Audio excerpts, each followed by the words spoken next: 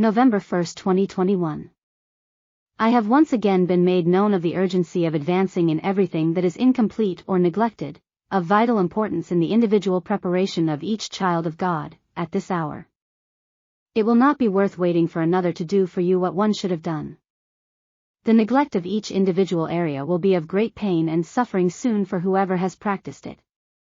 I was shown a family in dreams. I saw them comfortable, confident in their possessions and in their financial status. In the dream, I heard a voice that said, "It is time to finish repairing the bridge."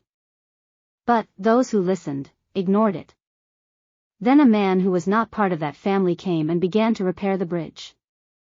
He saw himself alone and with an arduous task in front of him. He cried out to the Eternal, and another man arrived, but this one with heavy equipment. And with this machinery they advanced at full steam. Soon, the bridge was ready, large stones were removed and it was cleared to cross by it at safe pace. I saw, after that everything was ready, that the indolent family rejoiced that everything was ready, without them making the slightest effort. The men who worked hard were happy to have finished the job. Then, it was heard said, "Good, they have done. Walk by it." That's how I saw them do and get to the other side. When the indolent family saw that they passed safely, they got up from their seats for them, also, to pass. They began to walk across that bridge and, when they were halfway across it, a strong wind struck them and they fell into the void, like this, losing their lives. Then it was let me know that everyone who at this hour is waiting for everything to be ready to advance, will perish irremissibly.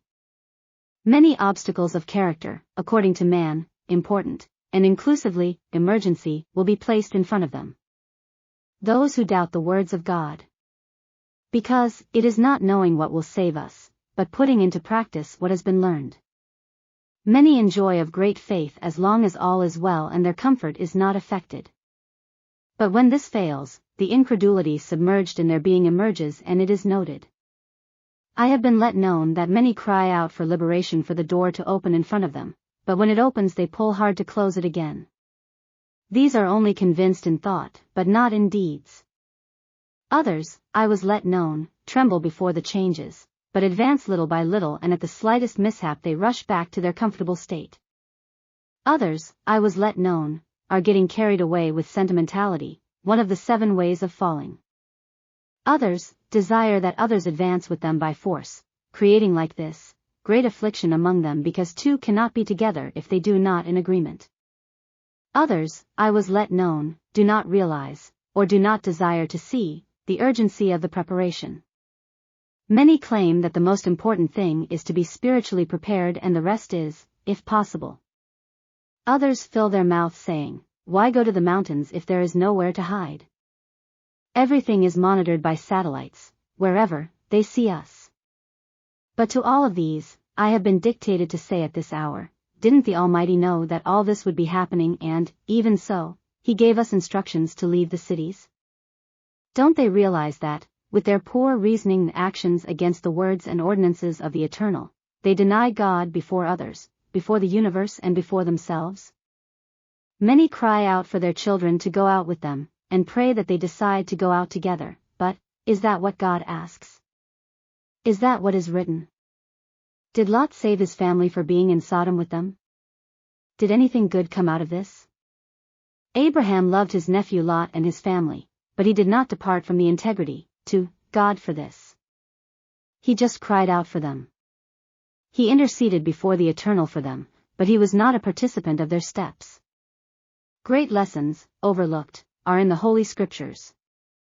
Many read them, but they do not apply them to their lives. Many have decided that their life belongs to them and they will do what they see fit with it, but they do not realize that they breathe, sleep, and wake up because there is a God who grants them all of this. They love to live among complaints and not put solutions to them, and they love to excuse them, instead of acting. The Eternal is reviewing all this, I was let know, because He has seen that human beings are more faithful to each other than to Him. They do not dare to say, like Daniel, "I will not defile myself." He purposed it in his heart, and like this lived. Nor like Esther, "If I perish, let me perish, but I will do what the Eternal has commanded." How many cry out for blessing, but close the doors to it with their thoughts, decisions and actions. They are afraid to advance for what they see with their sight and do not advance by their faith. To these, it has also been let me know, to tell them, that, we are in revision. Don't you know, then, that even if the storm rages, if the Eternal sustains us, we will not perish? Have we not an enemy in common, who, no matter where we go, knows where we are? If the Eternal makes way for us to a place, let us totally trust in him, for he knows the reason for all things. He will put in front of us what, precisely, each one of us needs in this hour. Heaven is saddened to see and know what will happen very soon and, that, many are still in two thoughts. With their mouth they say they believe, but their actions deny Christ and his truth. Soon, there will be no more peace and only total anarchy will cover every place. And, those who delayed, lamentably, will lament their behavior. Others, I was also let known, go out because they are afraid or want to go to a place already set, prepared. These are not convinced, they only think about their well-being and these will only be a burden to those who welcome them. I have been let known that many camps live in contention for not following God's plan for them and for twisting his words. All this causes the enemy to impose flag in said places and, not only will there be bitterness but, also, create distancing from the paths of the Eternal. This, we can see in anarchy, in the oppressions of the neighbor and everything that we see that does not reflect the character of God. Oh, beloved brothers! God grant that we can understand what the Lord wants to let us know at this hour. It is important, very important, that we put down all our desires to do the will of the Eternal, because only like this will we be protected under his wings. God grant that it be so. May the Lord bless us.